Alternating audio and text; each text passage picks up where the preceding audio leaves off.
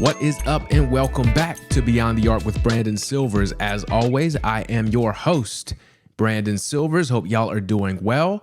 Let's take care of a little bit of housekeeping on the front end. We got the holidays coming up. As part of the work that I do with the People's Beat, I'm going to have access to a new studio, so I'm getting that set up. So I wanted to let you know there might be some schedule changes here and there the next couple weeks as I'm navigating all of that.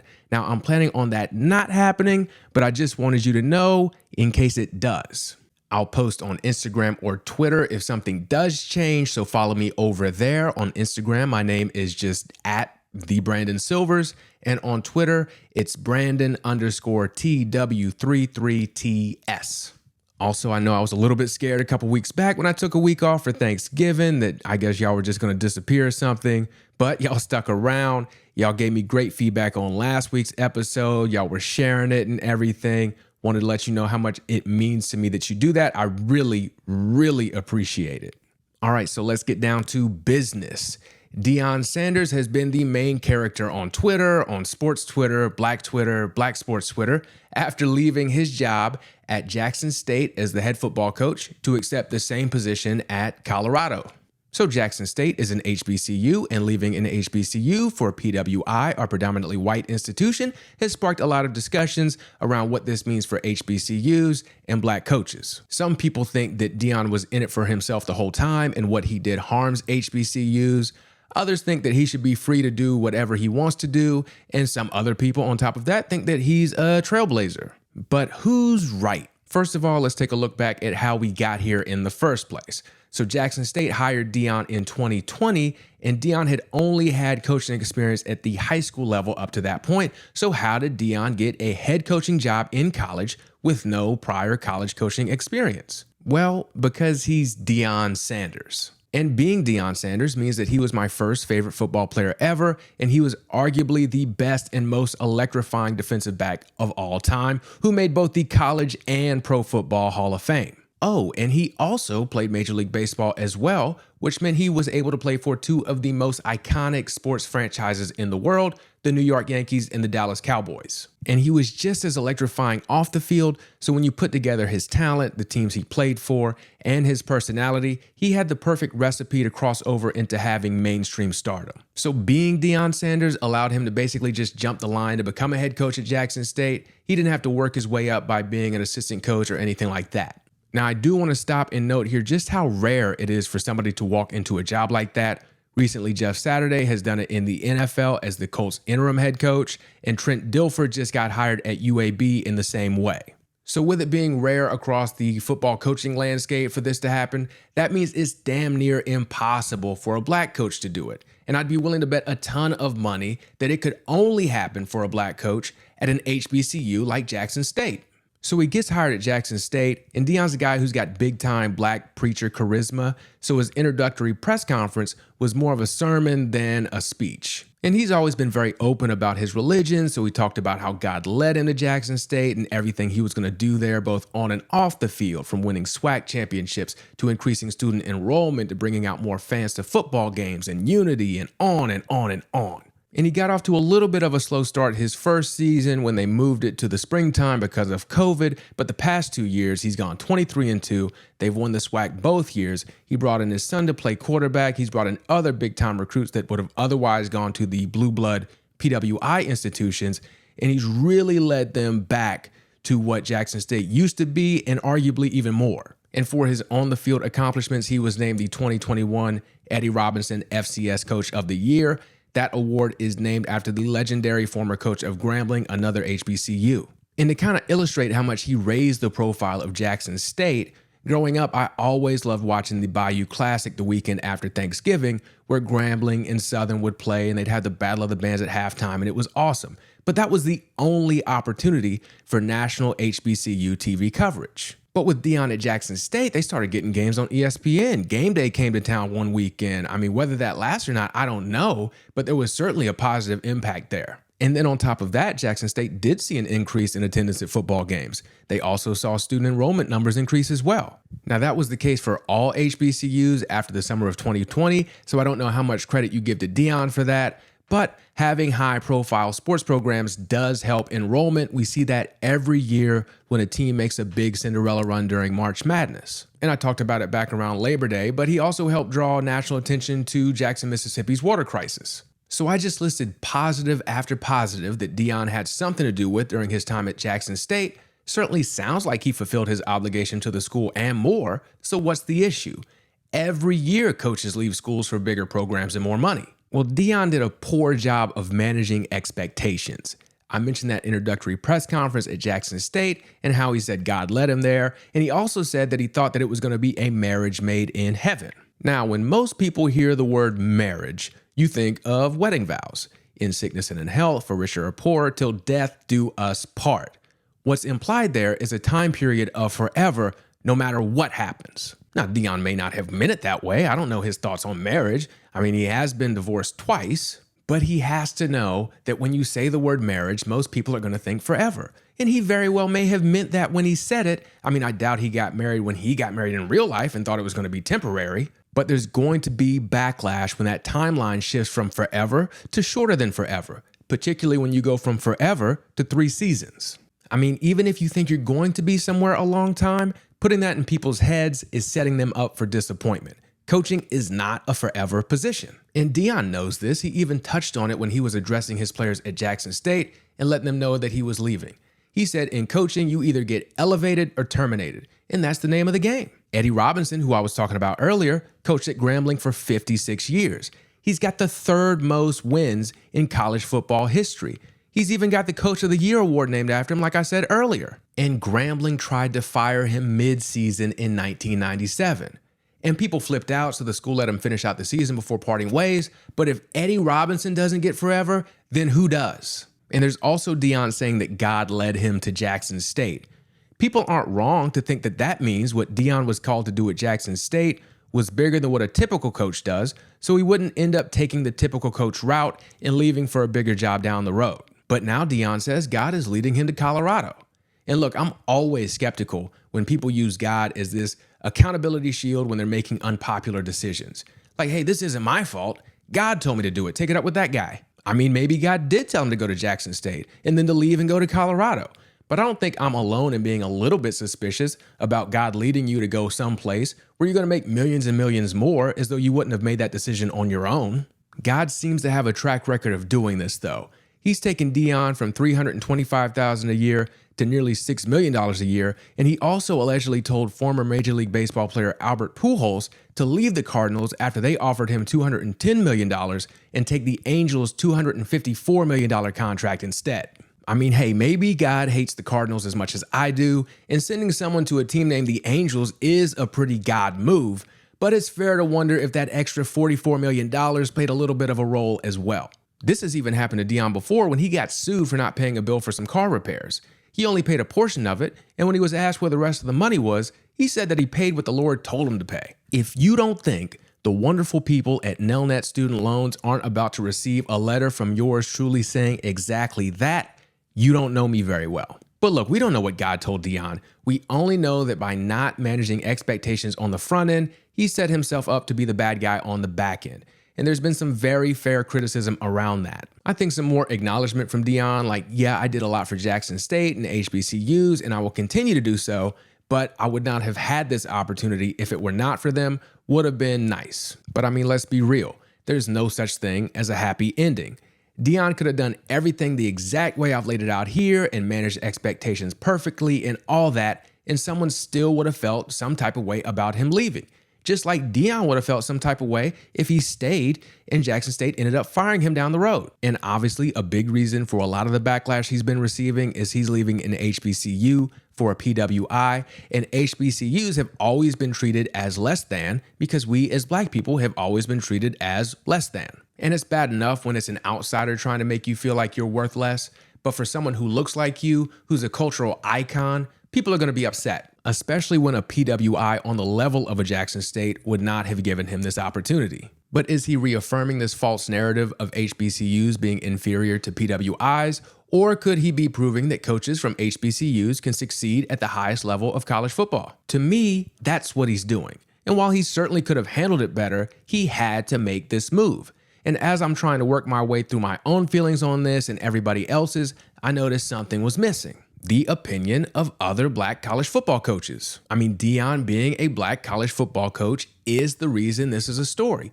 White college football coaches do receive some backlash for going from job to job, but they're not accused of turning their back on other white people or anything like that, just your standard accusations of greed and selfishness. So, being a journalist, I reached out to sources. More specifically, black college football coaches who have coached at both PWIs and HBCUs.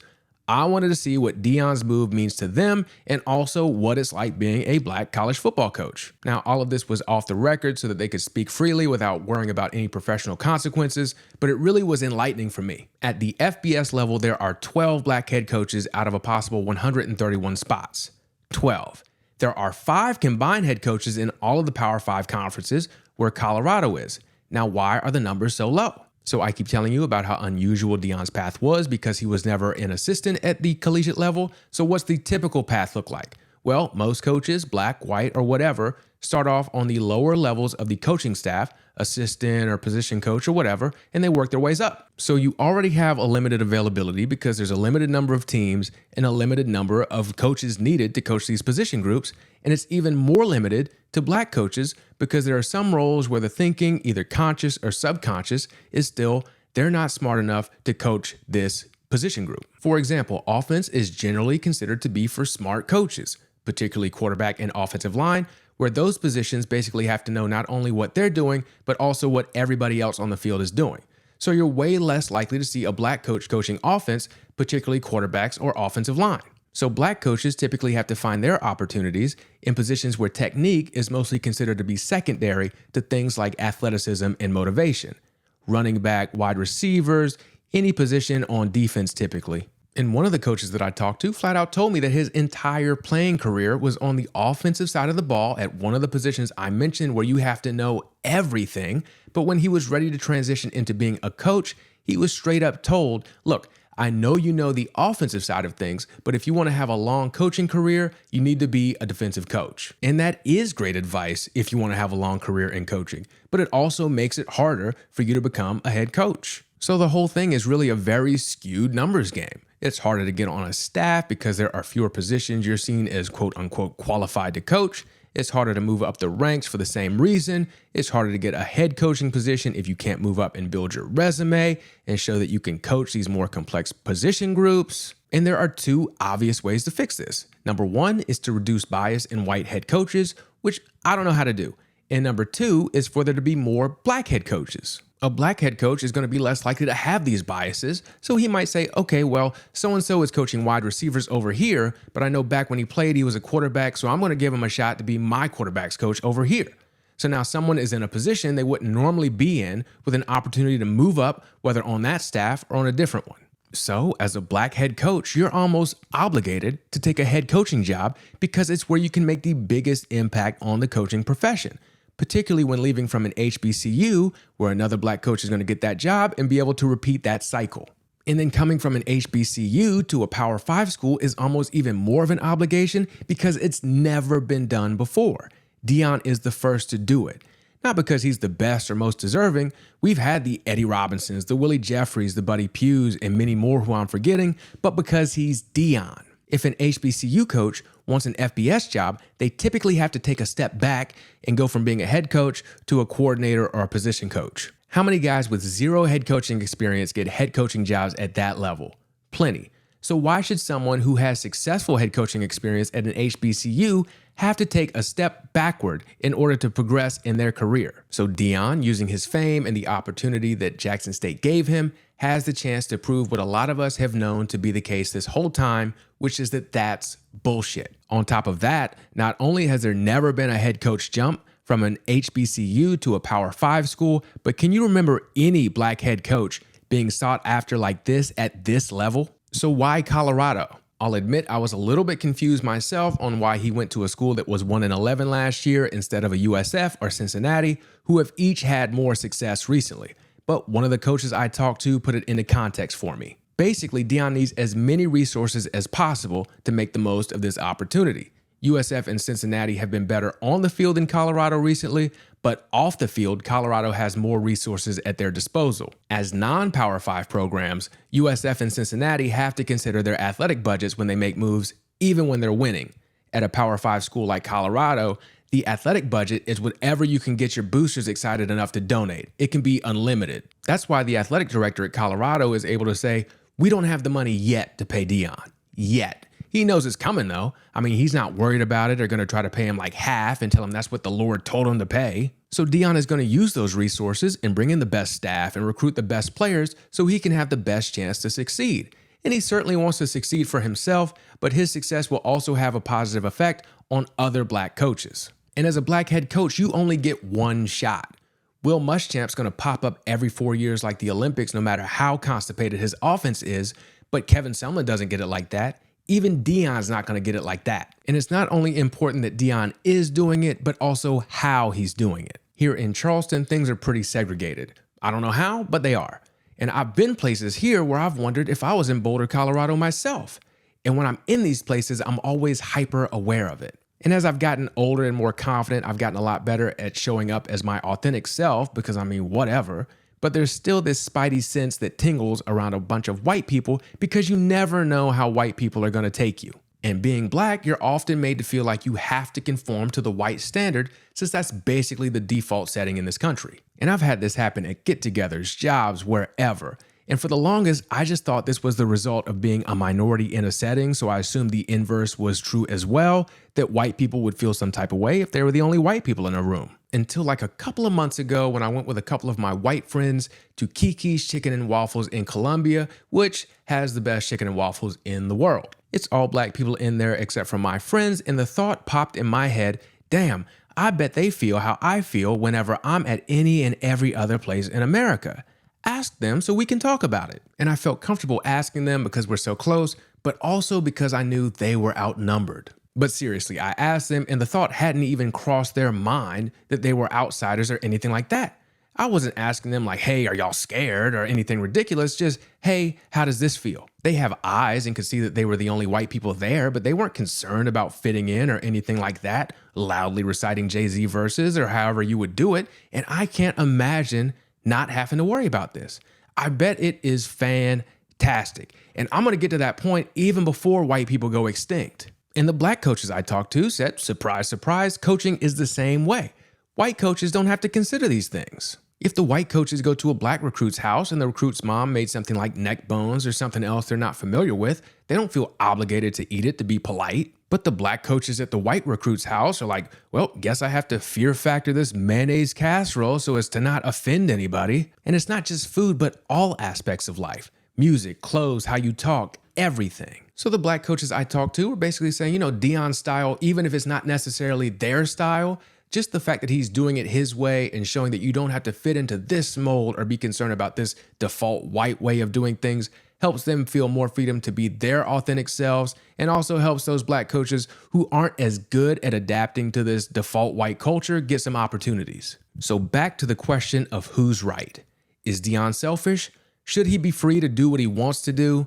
Is he a trailblazer? Yes, all those things can be true at the same time. It's entirely possible he's doing this for his own selfish reasons, to rise up the coaching ranks and make as much money as possible. And it's also true that, you know, within reason, he should be entitled to do what he wants to do without considering anybody else. And then on top of that, he can still be a trailblazer even if both of those things are true. Even if he didn't handle things well, and even if he's selfish, and even if he's not obligated to do so, he's still a guy whose success can mean big things for these other black coaches out here trying to make it happen.